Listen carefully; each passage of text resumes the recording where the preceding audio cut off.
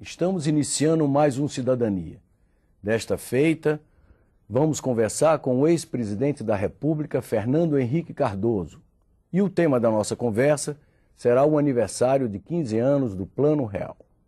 Em primeiro lugar, presidente, quero agradecer a oportunidade dessa conversa e dizer-lhe que é uma honra muito grande para nós da TV Senado tê-lo em nosso estúdio. Muito obrigado. Para mim é um prazer também estar aqui e poder conversar a respeito desse tema, que eu acho que tem significado nacional. Por que festejar os 15 anos do Plano Real? Porque até o estabelecimento do Plano Real, depois do período inflacionário, que começou no final dos anos 70, a situação econômica e mesmo social brasileira era caótica. Nós não tínhamos noção do valor das coisas, de proporção, o orçamento era uma peça de ficção, as pessoas recebiam o salário acabava no meio do mês, porque o dinheiro era desgastado pela inflação, não se podia divisar o futuro. E o Real foi um plano que deu certo. Quer dizer, conseguimos paralisar essa tendência de deterioração do valor da moeda. Mudou a vida das pessoas. As pessoas mais pobres, que não tinham conta no banco, tinham seu salário eliminado em pouco tempo. Chegou o momento da inflação chegar a 20%, 30% ao mês. Então você recebe um salário de 100, quando chega no fim do mês o seu salário não foi de 100, foi de 80, foi de 70. Né? Isso era assim. Então as pessoas mudaram o modo de viver. Foi mais fácil para organizar o orçamento doméstico. As empresas puderam também ter previsibilidade. E o governo passou a entender que ele não podia emitir moeda sem parar, porque isso provocava um desastre nacional. Então, eu acho que foi um marco efetivo, uma transformação na vida brasileira.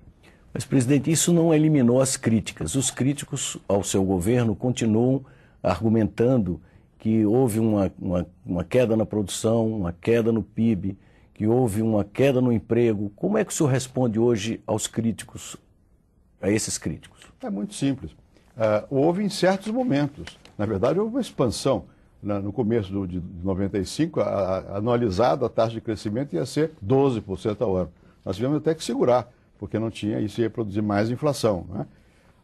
Houve muitas perturbações, como agora. Agora, o ano passado, o Brasil cresceu a 5%, esse ano é 0%, caiu 5%. É por causa do real? É por causa da estabilidade? Não, porque houve uma crise. No período em que eu fui presidente, no início tivemos a crise do México, em 94, 95. No final de 95, uma crise bancária no Brasil. 96 foi tranquilo, o Brasil cresceu a 4%. Né? 97, a crise da Ásia.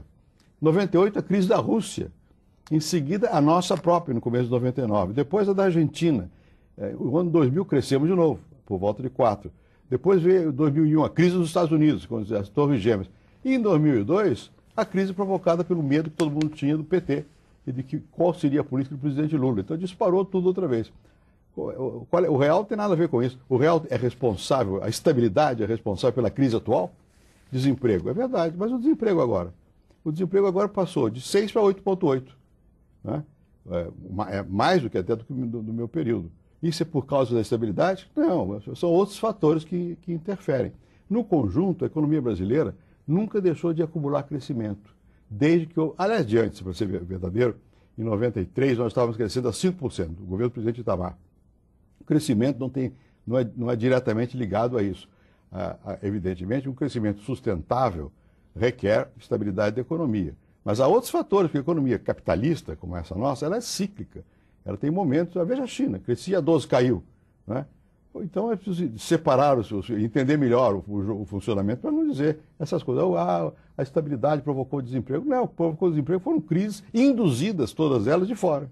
O senhor se surpreendeu quando Lula assumiu e manteve, em linhas gerais, a política econômica que o senhor vinha protagonizando? Até certo ponto, não, porque eu tinha conversado bastante com o Zé Disseu, com o Palocci, com o próprio Lula. Não se esqueça que quando eu pedi apoio ao Fundo Monetário, ao FMI, em 2002, foi para 2003, foi para o governo do presidente Lula. E o presidente Lula concordou comigo. Eles perceberam que o próprio temor do que poderia ser a gestão Lula levou a um desastre, então vamos pedir um apoio. E veio esse apoio, foi o que permitiu essa passagem. Em 2004 a coisa normalizou. Logo que o presidente Lula, com o ministro Palocci, resolveram aumentar o superávit primário, quer dizer, aumentar a poupança do governo para pagar a dívida, que não me lembro quanto foi, mas subiram bastante, isso deu um sinal aos mercados de que ele não ia fazer o que dizia que ia fazer durante a campanha. Né? E não se esqueça que o PT escreveu a Carta aos Brasileiros, que foi uma espécie de beijar a cruz. Olha, eu não vou fazer aquilo que eu disse que ia fazer. Né? A única coisa é que o governo do presidente Lula não reconheceu de que ia seguir o mesmo rumo. E continuou dizendo que estava tudo errado, e fazendo o mesmo. Né?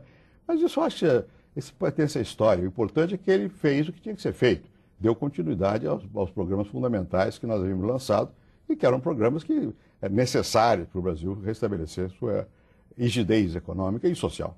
Falando em programa, um dos programas que o senhor implementou e que foi muito criticado à época foi o PROER. Como é que o senhor hoje, olhando para trás, que comentário o senhor faria sobre isso? São os outros que estão fazendo. Estão dizendo que precisa fazer um PROER nos Estados Unidos, que os americanos não fizeram o PROER. Os americanos deram dinheiro para os banqueiros. Nós não fizemos isso. Nós tiramos dos bancos dos banqueiros que estavam indo mal, pusemos esses bancos sob o controle do Banco Central, vendemos para outros banqueiros e estão sendo processados até hoje os banqueiros que erraram. E nós saneamos o sistema financeiro, e não só privado, os bancos públicos, que aí o escândalo era imenso. Os governadores tomavam emprestado nos bancos estaduais e não pagavam. Então os bancos estaduais terminavam indo para o Banco Central e o povo brasileiro pagava a conta desse desmando todo. E nós fechamos muitos bancos. Precisamos ter coragem.